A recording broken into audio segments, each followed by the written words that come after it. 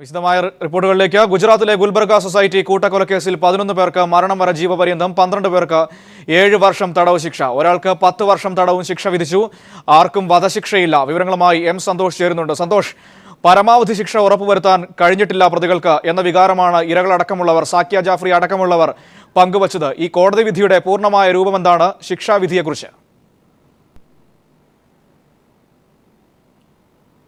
മനു, 14 വർഷം നീണ്ട നിയമ പോരാട്ടത്തിനൊടുവിലാണ് 2002 ഗുജറാത്ത് കലാപത്തിന്റെ ഭാഗമായി നടന്ന ഗുൽബർഗ് സൊസൈറ്റി കൂട്ടക്കൊലക്കേസിൽ അഹമ്മദാബാദ് പ്രത്യേക കോടതി ഇപ്പോൾ വിധി പറഞ്ഞിരിക്കുന്നത്. ഈ കേസിൽ ഇപ്പോൾ കോടതി വിധി പറഞ്ഞിരിക്കുന്ന ഈ വിധി പ്രസ്താവത്തിൽ സംതൃപ്തരല്ല എന്ന് ഇതിൽ ഇരയായിട്ടുള്ള അന്നത്തെ കോൺഗ്രസ് MP എഹ്സാൻ ജാഫ്രിയുടെ വിധവയായിട്ടുള്ള സാക്കിയ ജാഫ്രി ഉൾപ്പെടെ ഇപ്പോൾ പ്രതികരിച്ചു കഴിഞ്ഞു. മേൽക്കോടതിയെ സമീപിക്കും എന്നതുൾപ്പെടെയുള്ള കാര്യങ്ങളാണ് ഇപ്പോൾ വ്യക്തമാക്കിയിട്ടുള്ളത്. ഈ കേസിൽ നാൾവഴികൾ പരിശോധിച്ചു കഴിഞ്ഞാൽ ഇതിൽ ആദ്യഘട്ടത്തിൽ 66 പ്രതികൾ ഈ കേസിൽ ഉണ്ടായിരുന്നു. എന്നാൽ പിന്നീട് ഈ കേസിന്റെ വാദം തുടരവേ ഇതിൽ നിന്നും അവസാനം 11 പേർക്കെതിരെ കൊലപാതകം ഉൾപ്പെടെയുള്ള കുറ്റങ്ങൾ ചുമത്തുകയും ബാക്കി വന്ന 24 പേർക്കെതിരെ മറ്റ് കുറ്റങ്ങളുമാണ് ചുമത്തിയിരുന്നത്. ഏതായാലും ഈ കേസിൽ ഇപ്പോൾ വിധി വന്നത് അനുസരിച്ച് ഇതിൽ കൊലപാതകം കുറ്റം ചുമത്തപ്പെട്ട 11 പേർക്ക് ജീവപര്യന്തം ശിക്ഷയും അതോടൊപ്പം തന്നെ ഒരാൾക്ക്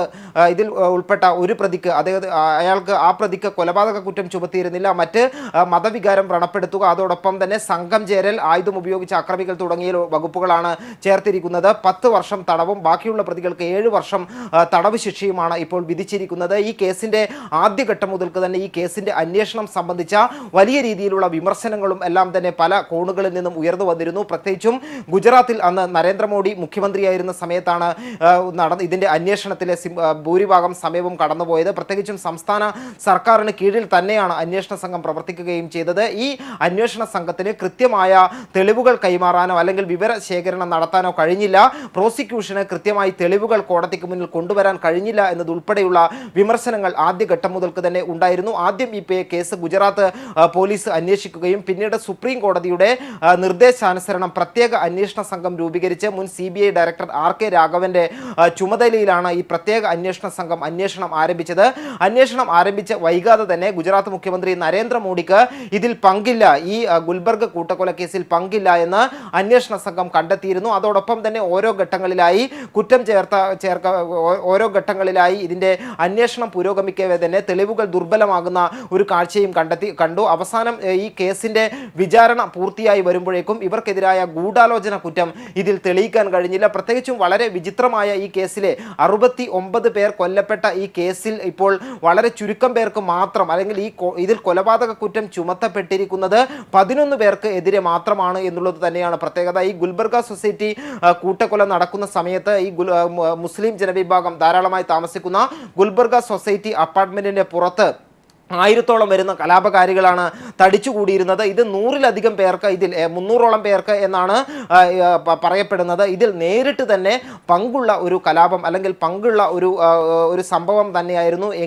എന്നിട്ട് കൂടിയും ഈ 11 പേർക്ക് മാത്രമേ ഈ കേസിൽ ജീവപര്യന്തം ശിക്ഷ ലഭിച്ചുള്ളൂ എന്നുള്ളത് ഏറ്റവും ശ്രദ്ധേയമായ ഒരു കാര്യം തന്നെ. അതോടൊപ്പം തന്നെ മറ്റുള്ള പ്രതികൾക്ക് ലഭിച്ചതാകട്ടെ വളരെ ചുരുങ്ങിയ ശിക്ഷ മാത്രമാണ്. അതുകൊണ്ട് തന്നെ ഇപ്പോൾ ഈ കലാപത്തിന് ഇരയായിട്ടുള്ള അന്നത്തെ കോൺഗ്രസ് MP ആയിട്ടുള്ള എഹ്സാൻ ജാഫ്രിയുടെ വിധവ, അവരാണ് വലിയ നിയമ പോരാട്ടം ഇതിന്റെ ഭാഗമായി നടത്തിയത്. അവർ ഈ കേസിൽ ഇപ്പോൾ വിധിയിൽ സംതൃപ്തരല്ല, മറ്റ് കാര്യങ്ങൾ തീരുമാനിക്കും എന്നതുൾപ്പെടെയുള്ള കാര്യങ്ങൾ ഇപ്പോൾ വ്യക്തമാക്കി കഴിഞ്ഞു. ഏതായാലും വലിയ രീതിയിലുള്ള ചർച്ചകളിലേക്ക് വഴിതെളിച്ചേക്കാവുന്ന ഒരു വിധിയാണ് ഇപ്പോൾ കോടതിയിൽ നിന്നും ഉണ്ടായിരിക്കുന്നത്. മനു, തീർച്ചയായിട്ടും സന്തോഷം. ഒരുപക്ഷെ രാജ്യം ഏറ്റവും അധികം ചർച്ച ചെയ്ത വിഷയങ്ങളിൽ ഒന്നായിരുന്നു ഗുജറാത്ത് കലാപവും ഗുൽബർഗ കൂട്ടക്കൊലക്കേസ് അടക്കമുള്ള സംഭവങ്ങൾ. ഇന്നത്തെ പ്രധാനമന്ത്രിയായ നരേന്ദ്രമോദി അടക്കം ആരോപണ വിധേയരായ നിരവധി സംഭവങ്ങൾ ഇതുമായി ബന്ധപ്പെട്ട് പുറത്തു വന്നിരുന്നു. ആ ഒരു വളരെ പ്രധാനപ്പെട്ട കേസിൽ 24 പ്രതികളിൽ 11 പേർക്കെതിരെ മാത്രമാണ് കൊലക്കുറ്റം തെളിയിക്കാൻ പ്രോസിക്യൂഷന് കഴിഞ്ഞിട്ടുള്ളത്. പ്രത്യേക അന്വേഷണ സംഘം വരെ അന്വേഷിച്ചിട്ടും ഗൂഢാലോചന അടക്കമുള്ള കാര്യങ്ങൾ തെളിയിക്കാനായില്ല എന്നതാണ് ഇവിടെ ഏറ്റവും വലിയ തിരിച്ചടിയായി മാറിയത്.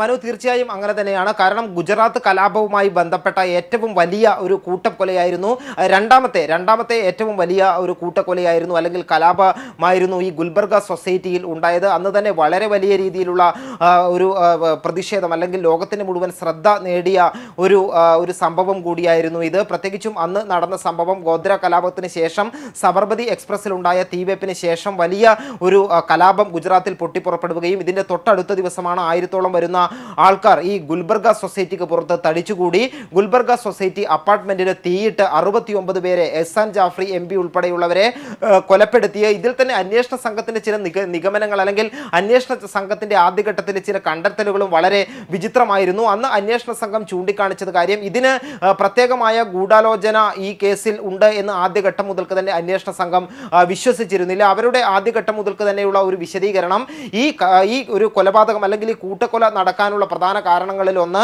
ഈ കലാപകാരികൾ ഈ ഗുൽബർഗ് അപ്പാർട്ട്മെന്റിനെ പുറത്ത് തടിച്ചുകൂടിയിരുന്നു. അന്ന് ഈ അപ്പാർട്ട്മെന്റിനകത്തുണ്ടായിരുന്ന ഈ കലാപത്തിന് ഇരയായവർ അന്ന് എഹ്സാൻ ജാഫ്രിയുടെ വസതിയിൽ കൂടുതൽ പേർ തടിച്ചുകൂടുകയും അവിടെ വെച്ച് എഹ്സാൻ ജാഫ്രി വെടിയുതിർക്കുകയും ചെയ്തു. ഇത് കലാപകാരികൾക്ക് പുറത്തു കൂടിയിരുന്ന ജനക്കൂട്ടത്തിന് പ്രകോപനം ഉണ്ടാവുകയും അങ്ങനെ ഇവർ ഗുൽബർഗ സൊസൈറ്റി അപ്പാർട്ട്മെന്റിന് തീയിടുകയും ചെയ്തു എന്നതുൾപ്പെടെയുള്ള വിചിത്രമായ കണ്ടെത്തലുകളാണ് ഇതിന്റെ ഭാഗമായി ഉണ്ടായിരുന്നത്. എന്നാൽ അതിന്റെ ഇരയായവരും അവരുടെ കുടുംബാംഗങ്ങളും അല്ലെങ്കിൽ ഗുൽബർഗ സൊസൈറ്റിയിൽ ഉണ്ടായിരുന്ന താമസക്കാരായ നിരവധി സാക്ഷികളെല്ലാം തന്നെ ഈ കേസിനെ സംബന്ധിച്ച് നൽകിയിട്ടുള്ള മൊഴി വ്യക്തമാക്കിയിട്ടുള്ള മൊഴി ഒരു പ്രകോപനവുമല്ലാതെ ഇരച്ചെത്തിയ കലാപകാരികൾ അകത്ത് കയറി അക്രമം നടത്തുകയും അതോടൊപ്പം തന്നെ തീയിടുകയും ചെയ്യുകയായിരുന്നു എന്നുള്ളതാണ്. പ്രാണരക്ഷാർത്ഥമാണ് എഹ്സാൻ ജാഫ്രിയുടെ വസതിയിലേക്ക് കൂടുതൽ ആൾക്കാർ ഇരച്ചു കയറിയത് എന്നത് ഉൾപ്പെടെയുള്ളത് അവിടെയുള്ള ദൃക്സാക്ഷികൾ വ്യക്തമാക്കിയ കാര്യമാണ്. ഇതിൽ തന്നെ മറ്റൊരു പ്രധാനപ്പെട്ട കാര്യമുണ്ട് മനു. അതിൽ തന്നെ സുപ്രീം കോടതി ഒരു നിർദ്ദേശം പോലും ഈ പ്രത്യേക കോടതി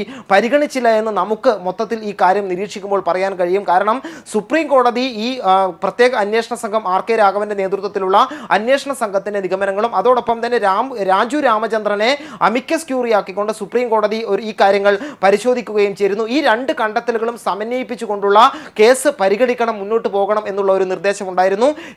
രാജു രാമചന്ദ്രൻ തയ്യാറാക്കിയ റിപ്പോർട്ടിൽ ഇപ്പോഴത്തെ പ്രധാനമന്ത്രിയും അന്ന് ഗുജറാത്ത് മുഖ്യമന്ത്രിയുമായിരുന്നു നരേന്ദ്രമോദിക്ക് ഉൾപ്പെടെ ഇതിലുള്ള പങ്ക് ചൂണ്ടിക്കാട്ടുകയും ചെയ്തിരുന്നു. എന്നാൽ പിന്നീട് ഇതെല്ലാം തന്നെ തേഞ്ഞു മാഞ്ഞു പോവുകയും വളരെ ദുർബലമായ ഒരു കേസായി ഇത് മാറുകയും ഗൂഢാലോചന പോലും തെളിയിക്കാൻ കഴിയാത്ത വിധത്തിലുള്ള 11 പേർക്കെതിരെ മാത്രം 69 പേരെ കൊലപ്പെടുത്തിയത് കേവലം 11 പേരാണ് എന്ന് പറയുന്ന തരത്തിലേക്കുള്ള ഒരു റിപ്പോർട്ടിലേക്ക് അല്ലെങ്കിൽ അന്വേഷണത്തിന്റെ സന്തോഷാണ് ദില്ലിയിൽ നിന്നും വിവരങ്ങൾ നൽകിക്കൊണ്ടിരിക്കുന്നത്. ഗുൽബർഗ കൂട്ടക്കൊലക്കേസിൽ വിധി വന്നിരിക്കുന്നു. 11 പേർക്ക് മരണം വരെ ജീവപര്യന്തം, ഒരാൾക്ക് 10 വർഷം തടവ്, ബാക്കിയുള്ള 12 പേർക്ക് 7 വർഷവും തടവ് ലഭിച്ചിരിക്കുന്നു. അതേസമയം വിധിയിൽ നിരാശയെന്ന സാമൂഹ്യ പ്രവർത്തക ടീസ്റ്റ സെതൽവാദ് ശിക്ഷ കുറഞ്ഞുപോയി. കോടതി വിധിക്കെതിരെ അപ്പീൽ നൽകുമെന്നും ടീസ്റ്റ വ്യക്തമാക്കി.